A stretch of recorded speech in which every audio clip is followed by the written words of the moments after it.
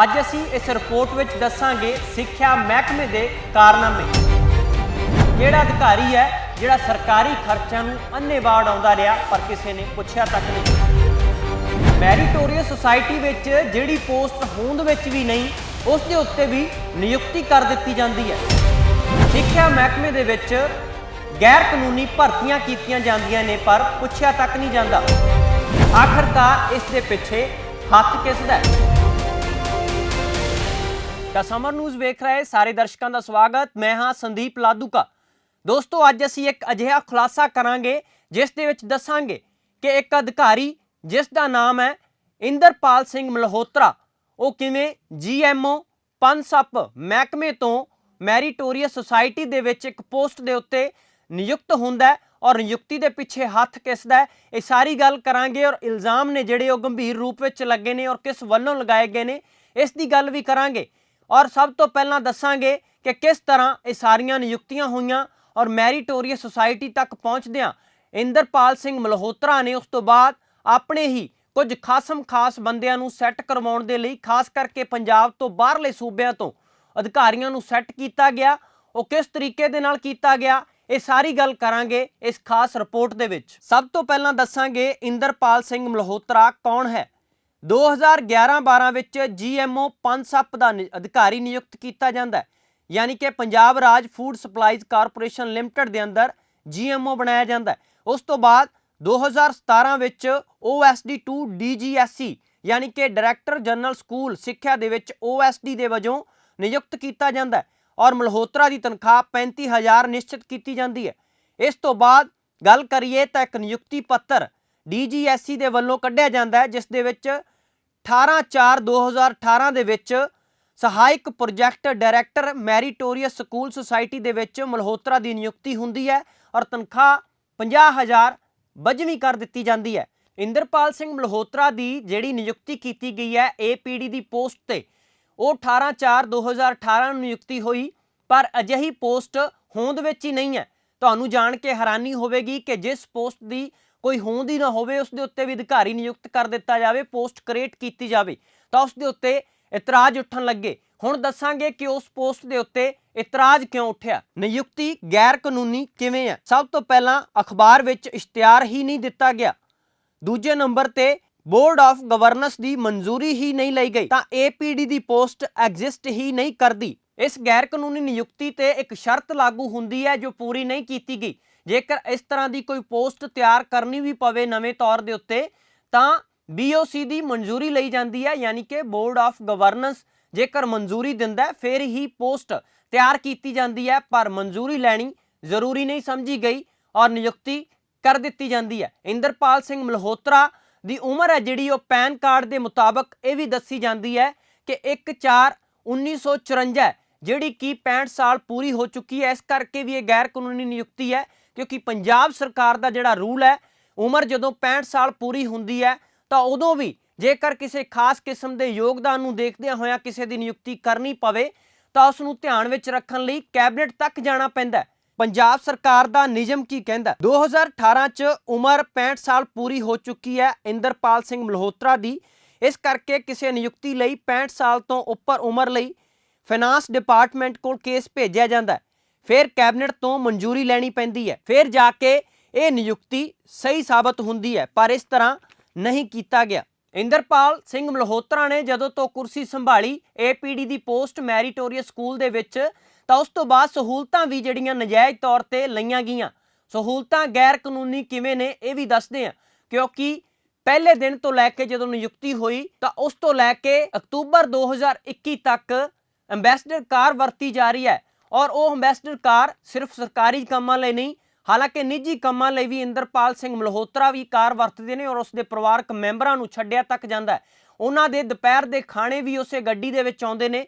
इसे दा नतीजा है इल्ज़ाम लगे ने कि उन्हां ने पिछले 3 सालां दे विच तकरीबन 3 ਲੱਖ ਦਾ पेट्रोल सरकारी खजाने विचों फूक दिता। जिथे ही अपने चहेतियां दे करके उन्हां नूं एक पोस्ट दित्ती जांदी है इंद्रपाल सिंह मल्होत्रा, उस तो बाद खुद की नियुक्ति तो गैर कानूनी सी ही पर अगे मैरीटोरीअस स्कूलों के गैर कानूनी नियुक्तियां किवें कीतियां गईयां। एक तो गैर कानूनी नियुक्तियां और उत्तों गैर पंजाबी ਬਾਹਰੀ ਸੂਬਿਆਂ ਦੇ ਉੱਤੋਂ ਲਿਆ ਕੇ ਬੰਦੇ ਉਹ ਪੰਜਾਬ ਦੇ ਵਿੱਚ ਮੈਰੀਟੋਰੀਅਸ ਸਕੂਲਾਂ ਦੇ ਵਿੱਚ ਕਿਸ ਤਰ੍ਹਾਂ ਫਿੱਟ ਕੀਤੇ ਗਏ। ਤੁਹਾਨੂੰ ਇਹ ਤਾਂ ਦੱਸਦੇ ਹੀ ਆ ਕਿ ਕਿਹੜੀਆਂ ਗੈਰ ਕਾਨੂੰਨੀ ਨਿਯੁਕਤੀਆਂ ਹੋਈਆਂ, ਪਰ ਉਸ ਤੋਂ ਪਹਿਲਾਂ ਤੁਹਾਨੂੰ ਸੁਣਾਉਂਦੇ ਆ ਮਨਜੀਤ ਸਿੰਘ ਕੰਬੋਜ ਦਾ ਉਹ ਬਿਆਨ, ਜਿਸ ਦੇ ਵਿੱਚ ਉਹ 10 ਅਮਰ ਨਿਊਜ਼ ਨਾਲ ਗੱਲ ਕਰਦਿਆਂ ਦੱਸ ਰਹੇ ਨੇ ਕਿ ਕਿਸ ਤਰ੍ਹਾਂ ਨਿਯੁਕਤੀ ਹੋਈ ਔਰ ਕਿਸ ਤਰ੍ਹਾਂ ਇਹ ਧਾਂਦਲੀਆਂ ਕੀਤੀਆਂ ਗਈਆਂ। ਜਦੋਂ ਇੰਦਰਪਾਲ ਮਲਹੋਤਰਾ ਨੂੰ ਭਰਤੀ ਕੀਤਾ ਵੀ ਉਹਦੀਆਂ ਮਨਮਣੀਆਂ ਜਾਣੀ ਕਿ ਆਪਣੀਆਂ ਵੱਧ ਗਈਆਂ, ਉਹਨੇ ਹਰ ਕੰਮ ਦੇ ਵਿੱਚ ਦਖਲਅੰਦਾਜ਼ੀ ਆਪਣੀ ਵਧਾ ਲਈ, ਆਪਣੀ ਮਨਮਰਜ਼ੀ ਕਰਨ ਲੱਗ ਗਿਆ, ਜਿਹਦੇ ਵਿੱਚ ਉਹ ਮੇਜਰ ਜਨਰਲ ਸਾਹਿਬ ਨੂੰ ਵੀ ਉਹਨੇ ਕਾਫੀ ਗੱਲਾਂ ਤੋਂ ਹਰਾਰਤ ਕੀਤਾ। ਉਹਦੀਆਂ ਤੋਂ ਤੰਗ ਆ ਕੇ 10 ਪ੍ਰਿੰਸੀਪਲ ਸਕੂਲਾਂ ਦੇ ਨੇ ਆਪਣਾ ਇੱਥੋਂ ਦੀ ਰਿਜ਼ਾਈਨ ਕਰ ਦਿੱਤਾ। ਇਹ ਮਲਹੋਤਰੇ ਦੀ ਸਾਰੀ ਜਿਹੜੀ ਇੰਦਰਪਾਲ ਮਲਹੋਤਰੇ ਦੀਆਂ ਅਣਗਹਿਲੀਆਂ ਕਹਿ ਲਓ, ਉਹਦੀਆਂ ਮਨਮਾਨੀਆਂ ਕਹਿ ਲਓ, ਉਹ ਲੋਕ ਉਹਦੀ ਇੱਕ ਜਿੱਥੇ ਤੱਕ ਕਿ ਵੀ ਸਰਕਾਰ ਦੇ ਮਤਲਬ ਉਹਨੇ ਕਾਨੂੰਨ ਦੀਆਂ ਧੱਜੀਆਂ ਉਡਾ ਕੇ ਆਪਣਾ ਹਰ ਪੱਖੋਂ ਆਪਣਾ ਉਹਨੇ ਇੱਥੇ ਆਪਣੀਆਂ ਮਨਮਰਜ਼ੀਆਂ ਕੀਤੀਆਂ। ਇਸ ਟਾਈਮ ਇੰਦਰਪਾਲ ਮਲਹੋਤਰਾ ਜਿਹੜਾ ਹੈ ਆਪਣੀ ਹੀ ਮਨਮਰਜ਼ੀ ਦੇ ਨਾਲ ਇੱਥੇ ਇਸ ਟਾਈਮ 53,000 ਦੇ ਤਕਰੀਬਨ ਲੈ ਰਿਹਾ, ਤਨਖਾਹ ਲੈ ਰਿਹਾ ਹੈਗਾ। ਔਰ ਇੱਥੋਂ ਤੱਕ ਕਿ ਵੀ ਇਸ ਬੰਦੇ ਨੇ ਜਿਹੜੀ ਕਿ ਗੱਡੀ ਜਿਹੜੇ ਅਫਸਰਾਂ ਨੂੰ, ਇਹ ਤੋਂ ਉੱਚ ਅਧਿਕਾਰੀਆਂ ਨੂੰ, ਜਿਹੜੇ ਰੈਗੂਲਰ ਉੱਚ ਅਧਿਕਾਰੀ ਨੇ, ਉਹਨਾਂ ਪਾਸ ਕੋਈ ਕਾਰ ਦੀ ਸੁਵਿਧਾ ਨਹੀਂ ਹੈਗੀ, ਇਹ ਉਹ ਕਾਰਾਂ ਵੀ ਵਰਤਦਾ ਰਿਹਾ ਵਾ। ਘੱਟੋ ਘੱਟ 3-4 ਲੱਖ ਰੁਪਇਆ ਮਤਲਬ ਸਾਲ ਦਾ ਇਹਦਾ ਕਾਰਾਂ ਦਾ ਖਰਚ ਆਉਂਦਾ ਰਿਹਾ ਵਾ। ਇਹ ਬੰਦੇ ਨੇ ਆਪਣੀ ਮਨਮਰਜ਼ੀ ਦੇ ਨਾਲ ਹੀ ਮਤਲਬ ਕਿ ਜਿਹੜੇ ਇੱਥੋਂ ਦੇ ਜਿਹੜੇ ਬੰਦੇ ਸੀਗੇ ਉਹਨਾਂ ਨੂੰ ਤੰਗ ਕਰਨਾ ਸ਼ੁਰੂ ਕੀਤਾ। ਜਦੋਂ ਤੰਗ ਕੀਤਾ, ਬਹੁਤ ਸਾਰੇ ਬੰਦੇ ਜਿਹੜੇ ਇੱਥੋਂ ਦੇ ਰਿਜ਼ਾਈਨ ਕਰਕੇ, ਇਹਦੀਆਂ ਅਣਗਹਿਲੀਆਂ ਕਰਕੇ ਰਿਜ਼ਾਈਨ ਕਰਕੇ ਚਲੇ ਗਏ। ਹੁਣ ਤੁਹਾਡੇ ਨਾਲ ਅਸੀਂ ਉਹ ਸੂਚੀ ਸਾਂਝੀ ਕਰਾਂਗੇ ਜਿਸ ਦੇ ਵਿੱਚ ਮੈਰੀਟੋਰੀਅਸ ਸੁਸਾਇਟੀ ਦੇ ਵਿੱਚ ਬਾਹਰੀ ਸੂਬਿਆਂ ਦੇ ਲੋਕ ਪੰਜਾਬ ਦੇ ਮੈਰੀਟੋਰੀਅਸ ਸਕੂਲਾਂ ਦੇ ਵਿੱਚ ਫਿੱਟ ਕੀਤੇ ਗਏ। ਇੰਦਰਪਾਲ ਸਿੰਘ ਮਲਹੋਤਰਾ ਨੇ ਕਿਸ ਦੀ ਸ਼ਹਿ ਦੇ ਉੱਤੇ ਕੀਤਾ, ਇਸ ਦੀ ਜਾਂਚ ਹੋਣੀ ਚਾਹੀਦੀ ਔਰ ਹਾਈ ਕੋਰਟ ਤੱਕ ਮਸਲਾ ਜਾਂਦਾ ਹੈ। ਹਾਈ ਕੋਰਟ ਵਿੱਚ ਵੀ ਇਹ ਪੁੱਛਿਆ ਜਾਂਦਾ ਹੈ, ਜਦੋਂ ਸਰਕਾਰ ਤੋਂ ਇਹ ਗੱਲ ਨਹੀਂ ਨਿਬੜਦੀ ਤਾਂ ਸ਼ਿਕਾਇਤਕਰਤਾ ਹਾਈ ਕੋਰਟ ਤੱਕ ਪੁੱਜਦੇ ਨੇ ਤੇ ਜਵਾਬ ਤਲਬੀ ਵੀ ਮੰਗੀ ਜਾਂਦੀ ਹੈ। ਹੁਣ ਉਹ ਨਾਵਾਂ ਦੀ ਲਿਸਟ ਗਣਾਉਂਦੇ ਆ ਕਿ ਜਿਨ੍ਹਾਂ ਨੂੰ ਇੱਕ ਇੱਕ ਕਰਕੇ ਫਿੱਟ ਕੀਤਾ ਗਿਆ। ਸਭ ਤੋਂ ਪਹਿਲਾਂ Kunwar Digvijay Singh data entry operator ਬਣਾਏ ਗਏ। ਇਹ ਵਿਅਕਤੀ ਯੂਪੀ ਦਾ ਨਿਵਾਸੀ ਹੈ ਤੇ ਮਲਹੋਤਰਾ ਦੇ ਮਕਾਨ ਵਿੱਚ ਹੀ ਕਿਰਾਏ ਤੇ ਰਹਿੰਦਾ। ਇਹ ਪੰਜਾਬੀ ਬਿਲਕੁਲ ਨਹੀਂ ਜਾਣਦਾ। ਡਾਟਾ ਐਂਟਰੀ ਆਪਰੇਟਰ ਦੀ ਬੇਸਿਕ ਕੁਆਲੀਫਿਕੇਸ਼ਨ ਗ੍ਰੈਜੂਏਟ ਅਤੇ 30 ਸ਼ਬਦ ਨਾਲ ਹੈ, ਜਿਹੜੇ ਉਹ ਪੰਜਾਬੀ ਦੀ ਟਾਈਪਿੰਗ ਦਾ ਟੈਸਟ ਪਾਸ ਹੋਣਾ ਚਾਹੀਦਾ। ਇਹ ਨਾ ਤਾਂ ਗ੍ਰੈਜੂਏਟ ਹੈ ਤੇ ਨਾ ਹੀ ਇਸਨੇ ਪੰਜਾਬ ਦਾ ਕੋਈ ਵੀ ਟੈਸਟ ਪਾਸ ਕੀਤਾ। ਇਸੇ ਤਰ੍ਹਾਂ ਅਗਲੀ ਭਰਤੀ ਜਿਹੜੀ ਹੋਈ ਉਹ ਉਮਾ ਸੰਧੂ ਦੀ ਹੋਈ। ਇਹ ਕਰਮਚਾਰਨ ਨਿਯੁਕਤ ਕਰਨ ਲਈ ਮਲਹੋਤਰਾ ਨੇ ਪੈਸਕੋ ਨੂੰ ਚਿੱਠੀ ਲਿਖੀ। ਇਹ ਕਰਮਚਾਰਨ ਪੰਜਾਬੀ ਦੀ ਟਾਈਪਿੰਗ ਬਿਲਕੁਲ ਨਹੀਂ ਜਾਣਦੀ। ਇਹ ਸਿਫਾਰਸ਼ਨ ਕਰਮਚਾਰਨ ਹੈ, ਬਿਨਾਂ ਕਿਸੇ ਮੈਰਿਟ ਤੋਂ ਰੱਖੀ ਗਈ ਹੈ। ਇਸ ਤੋਂ ਅਗਲਾ ਨਾਮ ਆਉਂਦਾ ਹੈ ਸੁਸ਼ੀਲ ਕੁਮਾਰ ਦਾ, ਜਿਸ ਨੂੰ ਮਲਹੋਤਰਾ ਨੇ ਰਜਿਸਟਰਾਰ ਕਮ ਵਾਰਡਨ ਮੋਹਾਲੀ ਦੇ ਵਿੱਚ ਰਖਵਾਇਆ। ਇਹ ਕਰਮਚਾਰੀ ਇਸ ਪੋਸਟ ਦੀ ਬੇਸਿਕ ਕੁਆਲੀਫਿਕੇਸ਼ਨ ਵੀ ਪੂਰੀ ਨਹੀਂ ਕਰਦਾ ਸੀ। ਮਲਹੋਤਰਾ ਨੇ ਨਿਯਮਾਂ ਵਿੱਚ ਢਿੱਲ ਦਵਾ ਕੇ ਇਸ ਕਰਮਚਾਰੀ ਨੂੰ ਨੌਕਰੀ ਤੇ ਰਖਵਾਇਆ। ਇਸ ਕਰਮਚਾਰੀ ਦੀ ਬੇਵਕੂਫੀ ਅਤੇ ਅਣਗਹਿਲੀ ਕਰਕੇ ਮੋਹਾਲੀ ਮੈਰੀਟੋਰੀਅਸ ਸਕੂਲ ਵਿੱਚ ਇੱਕ ਵਿਦਿਆਰਥੀ ਦਾ ਕਤਲ ਹੋਇਆ ਸੀ, ਜਿਸ ਦੀ ਤਫਤੀਸ਼ ਚੱਲ ਰਹੀ ਸੀ, ਪਰ ਉਸ ਦੇ ਕਹਿਣੇ ਤੇ ਇਸ ਦਾ ਅਸਤੀਫਾ ਮਲਹੋਤਰਾ ਨੇ ਮਨਜ਼ੂਰ ਕਰਵਾਇਆ। ਹੁਣ ਇਹ ਕੇਸ ਮਾਣਯੋਗ ਪੰਜਾਬ ਤੇ ਹਰਿਆਣਾ ਹਾਈ ਕੋਰਟ ਵਿੱਚ ਸੁਣਵਾਈ ਦੇ ਅਧੀਨ ਚੱਲ ਰਿਹਾ ਹੈ। ਇਸ ਤੋਂ ਅਗਲੀ ਇੱਕ ਗੈਰ ਕਾਨੂੰਨੀ ਨਿਯੁਕਤੀ ਆਉਂਦੀ ਹੈ ਅਜੇ ਕੁਮਾਰ ਦੀ। ਇਸ ਦੀ ਨਿਯੁਕਤੀ ਬਤੌਰ ਰਜਿਸਟਰਾਰ ਕਮ ਵਾਰਡਨ ਪਟਿਆਲਾ ਵਿੱਚ ਕਰਵਾਈ ਗਈ, ਜਦ ਕਿ ਪੋਸਟ ਦੀ ਬੇਸਿਕ ਕੁਆਲੀਫਿਕੇਸ਼ਨ ਵੀ ਪੂਰੀ ਨਹੀਂ ਕਰਦਾ ਸੀ। ਇਸੇ ਤਰ੍ਹਾਂ ਇੱਕ ਹੋਰ ਗੈਰ ਕਾਨੂੰਨੀ ਤਰੀਕੇ ਦੇ ਨਾਲ ਭਰਤੀ IPS ਮਲਹੋਤਰਾ ਦੇ ਵੱਲੋਂ ਕਰਵਾਈ ਜਾਂਦੀ ਹੈ ਔਰ ਜਿਸ ਦਾ ਨਾਮ ਹੈ ਕਾਜਲ। ਇਹ ਕਰਮਚਾਰਨ ਮਲਹੋਤਰਾ ਨਾਲ ਬਤੌਰ ਡਾਟਾ ਐਂਟਰੀ ਆਪਰੇਟਰ ਕੰਮ ਕਰ ਰਹੀ ਹੈ।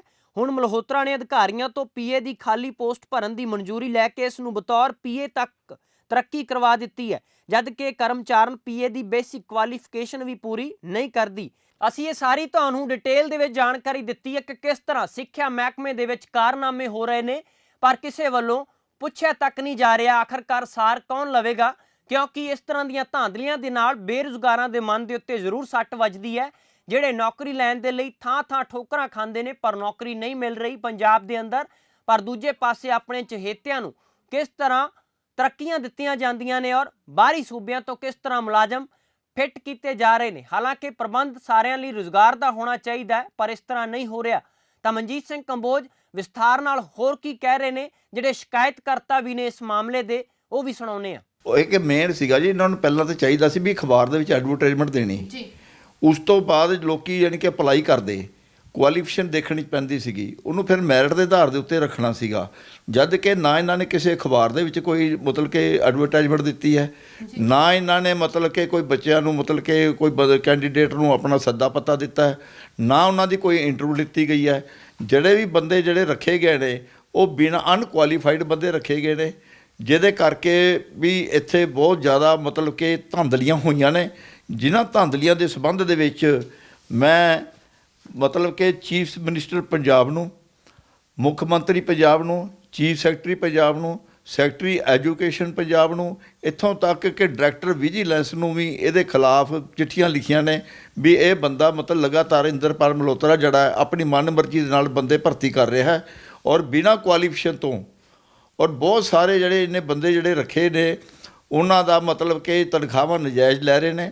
ਔਰ ਇਹ ਖੁਦ ਕੰਟਰੈਕਟ ਬੇਸ ਵਾਲਾ ਬੰਦਾ, ਮੈਨੂੰ ਇਹ ਗੱਲ ਨਹੀਂ ਸਮਝ ਲੱਗਦੀ ਗੌਰਮੈਂਟ ਨੂੰ। ਮੈਂ ਕਹਿਣਾ ਚਾਹੁੰਦਾ ਵੀ ਜਿਹੜੇ ਇਹ ਖੁਦ ਕੰਟਰੈਕਟ ਬੇਸ 'ਤੇ ਆ, ਇਹ ਕਿੱਦਾਂ ਮਤਲਬ ਕਿ ਸਿਲੈਕਸ਼ਨ ਕਰ ਰਿਹਾ। ਸਾਰੇ ਕੁਆਲੀਫਾਈਡ ਹੈਗੇ, ਸਾਡੇ ਬੱਚੇ ਇਸ ਟਾਈਮ ਬੇਰੁਜ਼ਗਾਰ ਫਿਰਦੇ ਪਏ ਨੇ, ਅਨਐਮਪਲਾਈ ਵਧਿਆ ਪਿਆ, ਸਾਡੇ ਬੱਚੇ ਵਿਦੇਸ਼ਾਂ 'ਚ ਜਾ ਰਹੇ ਨੇ। ਮਗਰ ਇਹ ਲੋਕਾਂ ਐਸੇ ਜਿਹੜੇ ਲੋਕ ਇੰਦਰਪਾਲ ਮਲਹੋਤਰੇ ਵਰਗੇ ਲੋਕ ਜਿਹੜੇ ਇੱਥੇ ਅਨਨੈਸੈਸਰੀ ਜਿਹੜੇ ਭਰਤੀ ਬੈਠੇ ਨੇ ਇੱਥੇ ਚੰਗੀਆਂ ਪੋਸਟਾਂ ਦੇ ਉੱਤੇ, ਇਹ ਬੰਦਿਆਂ ਦੇ ਕਾਰਨ ਸਾਡੇ ਬੱਚਿਆਂ ਨੂੰ ਮਤਲਬ ਕਿ ਬਹੁਤ ਸਾਰੀ ਇੱਕ ਤਰ੍ਹਾਂ ਦਾ ਨੁਕਸਾਨ, ਭਾਰੀ ਨੁਕਸਾਨ ਹੋ ਰਿਹਾ। ਇਹ ਇਕੱਲਾ ਸਰਕਾਰ ਦਾ ਨੁਕਸਾਨ ਨਹੀਂ ਕਰ ਰਿਹਾ, ਇਹ ਬੱਚਿਆਂ ਦਾ, ਸਾਡੇ ਬੱਚਿਆਂ ਦਾ ਵੀ ਭਵਿੱਖ ਨੇ ਧੁੰਦਲਾ ਕਰਕੇ ਰੱਖਿਆ ਹੋਇਆ। ਤਾਂ ਅਸੀਂ ਤੁਹਾਨੂੰ ਇਹ ਕੱਚਾ ਚਿੱਠਾ ਇਸ ਕਰਕੇ ਪੜ੍ਹ ਕੇ ਸੁਣਾਇਆ ਕਿ ਇੰਦਰਪਾਲ ਸਿੰਘ ਮਲਹੋਤਰਾ ਜਿਸ ਦੀ ਤਰੱਕੀ ਕਿਸ ਤਰ੍ਹਾਂ ਗੈਰ ਕਾਨੂੰਨੀ ਤਰੀਕੇ ਨਾਲ ਹੋਈ ਔਰ ਉਸ ਤੋਂ ਬਾਅਦ ਆਪ ਖੁਦ ਉਹ ਕੁਰਸੀ ਤੇ ਬੈਠ ਕੇ ਮੈਰੀਟੋਰੀਅਸ ਸਕੂਲਾਂ ਦੀ ਸੁਸਾਇਟੀ ਦੇ ਵਿੱਚ ਕਿੰਨੇ ਹੀ ਬੰਦੇ ਗੈਰ ਕਾਨੂੰਨੀ ਤਰੀਕੇ ਦੇ ਨਾਲ ਭਰਤੀ ਕਰਵਾਉਂਦਾ। ਪਰ ਇਸੇ ਨੂੰ ਵੇਖ ਕੇ ਬੇਰੁਜ਼ਗਾਰਾਂ ਦੇ ਮਨ ਤੇ ਸੱਟ ਜ਼ਰੂਰ ਵੱਜਦੀ ਹੈ, ਕਿਉਂਕਿ ਉਹ ਦਰ ਦੀਆਂ ਠੋਕਰਾਂ ਖਾ ਰਹੇ ਨੇ ਕਿ ਸਾਨੂੰ ਨੌਕਰੀ ਮਿਲਣੀ ਚਾਹੀਦੀ ਹੈ, ਰੁਜ਼ਗਾਰ ਮਿਲਣਾ ਚਾਹੀਦਾ ਹੈ। ਪਰ ਮਹਿਕਮੇ ਦੇ ਅੰਦਰ ਕਿਸ ਤਰੀਕੇ ਦੇ ਨਾਲ ਕਾਰਨਾਮੇ ਕਰਕੇ ਗੈਰ ਕਾਨੂੰਨੀ ਤਰੀਕੇ ਦੇ ਨਾਲ ਨਿਯਮਾਂ ਨੂੰ ਛਿੱਕੇ ਤੇ ਟੰਗ ਕੇ ਭਰਤੀਆਂ ਹੋ ਰਹੀਆਂ ਨੇ, ਤਰੱਕੀਆਂ ਦਿੱਤੀਆਂ ਜਾ ਰਹੀਆਂ ਨੇ। ਆਖਰਕਾਰ ਸਵਾਲ ਇਹ ਉੱਠਦਾ ਹੈ ਕਿ ਇਹਨਾਂ ਨੂੰ ਠੱਲ ਕਿਵੇਂ ਪਵੇਗੀ। ਸਰਕਾਰ ਦੀ ਮੁੱਢਲੀ ਜ਼ਿੰਮੇਵਾਰੀ ਬਣਦੀ ਹੈ ਕਿ ਅਜਿਹੀਆਂ ਕਾਰਵਾਈਆਂ ਨੂੰ ਰੋਕਿਆ ਜਾਵੇ ਤਾਂ ਕਿ ਹਰ ਇੱਕ ਦੇ ਲਈ ਰੁਜ਼ਗਾਰ ਦਾ ਪ੍ਰਬੰਧ ਕਰਨ ਦਾ ਵੀ ਹੀਲਾ ਨਾਲੋਂ ਨਾਲ ਕੀਤਾ ਜਾਣਾ ਚਾਹੀਦਾ, ਤਾਂ ਕਿ ਕਿਸੇ ਦੇ ਮਨ ਨੂੰ ਠੇਸ ਨਾ ਪੁੱਜੇ ਔਰ ਇਸ ਤਰ੍ਹਾਂ ਦੀਆਂ ਜਿਹੜੀਆਂ ਅਣਗਹਿਲੀਆਂ ਵਰਤੀਆਂ ਜਾ ਰਹੀਆਂ ਨੇ, ਧਾਂਦਲੀਆਂ ਕੀਤੀਆਂ ਜਾ ਰਹੀਆਂ ਨੇ, ਇਸ ਨੂੰ ਖਤਮ ਕੀਤਾ ਜਾ ਸਕੇ। ਫਿਲਹਾਲ ਇਸ ਰਿਪੋर्ट ਵਿੱਚ ਇੰਨਾ ਹੀ। ਮੈਨੂੰ ਦਿਓ आज्ञा। धन्यवाद। Let me tell you freedom क्या है। फ्रीडम अधूरी नींद से, फ्रीडम शोल्डर और कमर के दर्द से, फ्रीडम सुबह के चिड़चिड़ेपन से। हमें पता है 8 घंटों की सुकून वाली नींद कितनी जरूरी है। अब अपने ही घर में किसी 5 स्टार होटल के लग्जूरियस मैट्रेस पर आने वाली शानदार नींद के लिए चुने freedom mattress. Comfortable, long lasting, value for money और लाइफ टाइम वारंटी के साथ next generation mattress freedom mattress.